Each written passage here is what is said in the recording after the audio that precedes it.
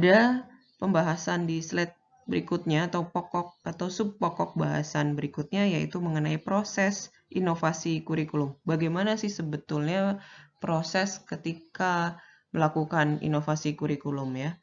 Jadi teman-teman sudah melihat ya di situ di dalam slide ada bagan gitu ya, bagan alur bagaimana proses inovasi kurikulum itu berjalan ya.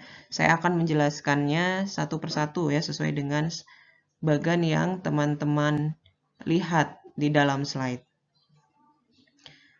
Oke. Yang pertama ada teman-teman bisa melihat di sana ada mengidentifikasi prioritas ya. Paling kiri sebelah atas, di sana ada mengidentifikasi prioritas. Nah, pada tahap ini, pembuat inovasi kurikulum mengidentifikasi masalah pendidikan yang perlu dicari solusinya. Cara mengidentifikasi masalah dapat dilakukan melalui need analysis. Hasil need analysis yang akan menghasilkan prioritas masalah pendidikan yang akan ditangani. Lalu next, yang kedua, yaitu menentukan tujuan ya. Dari mengidentifikasi prioritas ada tanda panah ke bawah, ya ini ada tulisan menentukan tujuan.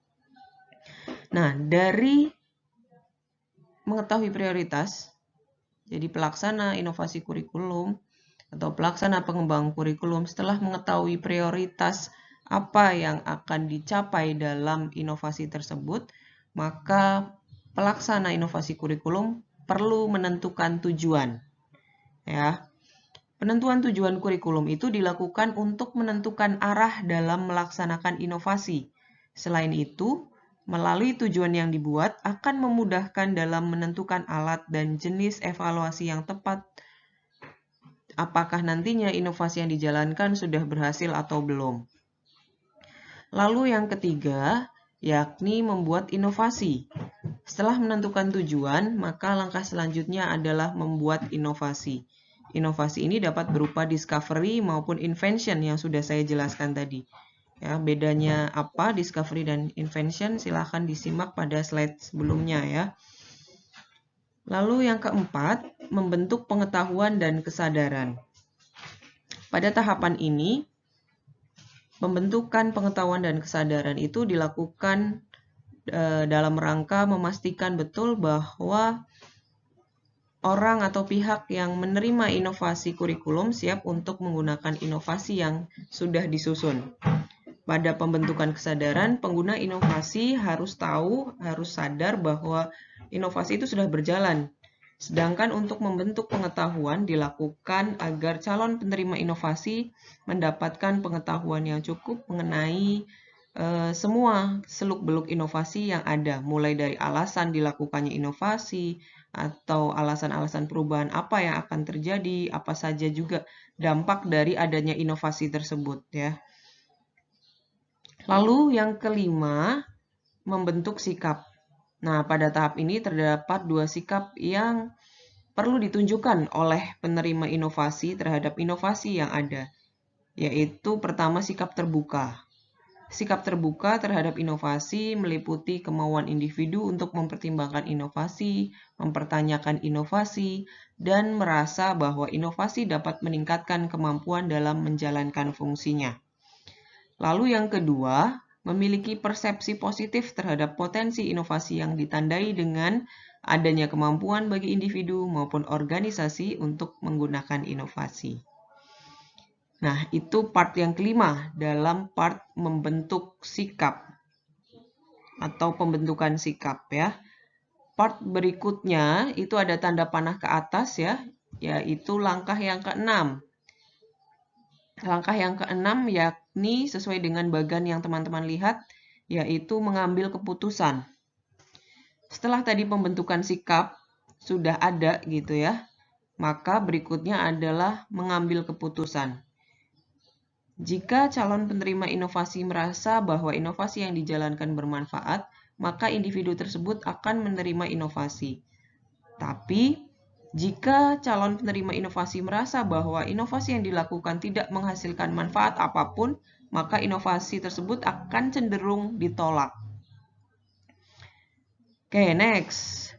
Kita bisa mengarah pada kanan ya, ke kanan, ke arah kanan. Setelah mengambil keputusan ada mengimplementasi. Apa yang diimplementasikan? Ya tentu saja inovasi tadi yang sudah dibuat ya. Nah, pada tahap ini inovasi kurikulum yang telah dibuat dan diterima oleh penerima inovasi akan diimplementasikan dalam proses pendidikan. Oke ya. Setelah diimplementasikan, teman-teman bisa melihat tanda panah ke atas. Di situ adalah mengevaluasi jalannya inovasi. Hasil evaluasi akan digunakan untuk melihat apakah inovasi yang diterapkan dapat dilanjutkan atau harus diperbaiki. Oke ya, jadi ada 8 ya teman-teman sesuai dengan bagan yang teman-teman lihat dalam slide. Ya, setiap tahapan pada proses inovasi tersebut jika dijalankan secara benar, maka inovasi kurikulum akan dapat mencapai tujuan pendidikan secara optimal. Selanjutnya, proses inovasi yang dilakukan secara bertahap tentu saja untuk memudahkan pihak yang menerima. Hal ini menjadi sesuatu hal yang penting dalam inovasi. Kenapa? Karena akan menentukan ke depannya inovasi tersebut akan berkembang atau justru nantinya tidak digunakan sama sekali. Karena tidak relevan dengan kebutuhan masyarakat maupun kebutuhan pendidikan. Baik, teman-teman. Selanjutnya, pada slide kelima ini kita akan membahas mengenai perjalanan inovasi kurikulum yang ada di Indonesia ya. Dari awal kemerdekaan sampai dengan masa kini atau masa sekarang ya. Tentu saja masih dalam penerapan kurikulum 2013. Nah, bagaimanakah prosesnya, bagaimanakah perjalanannya? Kita akan mengurai satu persatu dari perubahan atau perkembangan kurikulum yang ada. Dari bagan di situ terlihat ada rencana pelajaran 1947 sampai nanti yang terakhir adalah kurikulum 2013. Oke, kita mulai dari yang pertama ya, teman-teman. Nah, di rencana pelajaran tahun 1947, setelah 2 tahun kemerdekaan, pemerintah mulai membuat kurikulum yang memiliki istilah Leerplan atau rencana pelajaran. Pada masa itu, karena adanya situasi politik dan revolusi kemerdekaan yang terjadi, maka kurikulum rencana pelajaran 1947 baru bisa diterapkan mulai tahun 1950. Nah, selain itu, kurikulum ini juga sering dikenal dengan istilah kurikulum 1950. Dengan adanya kondisi politis, lalu di bawah pemerintahan Belanda juga yang dihadapi pada saat itu menjadi dasar perubahan kisi-kisi pendidikan dari orientasi pendidikan Belanda kepada kepentingan nasional, serta mendorong adanya penyusunan Pancasila sebagai asas pendidikan yang berlaku nantinya.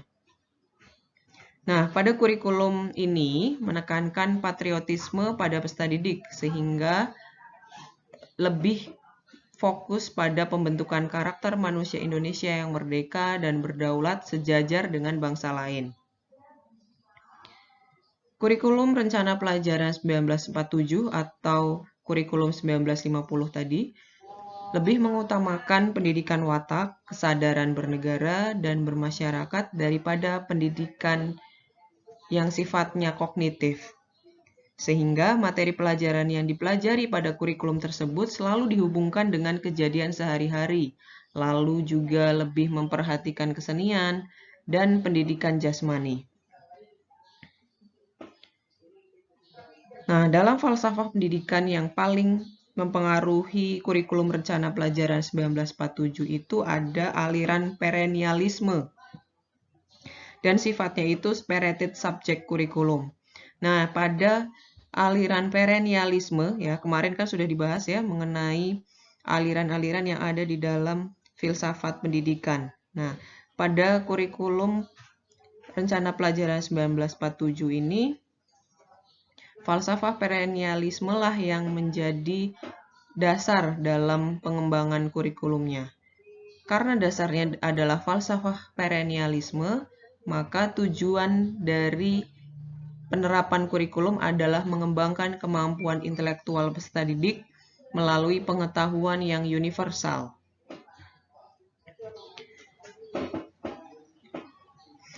Oke, itu yang pertama ya, kurikulum yang pertama. Lalu yang kedua,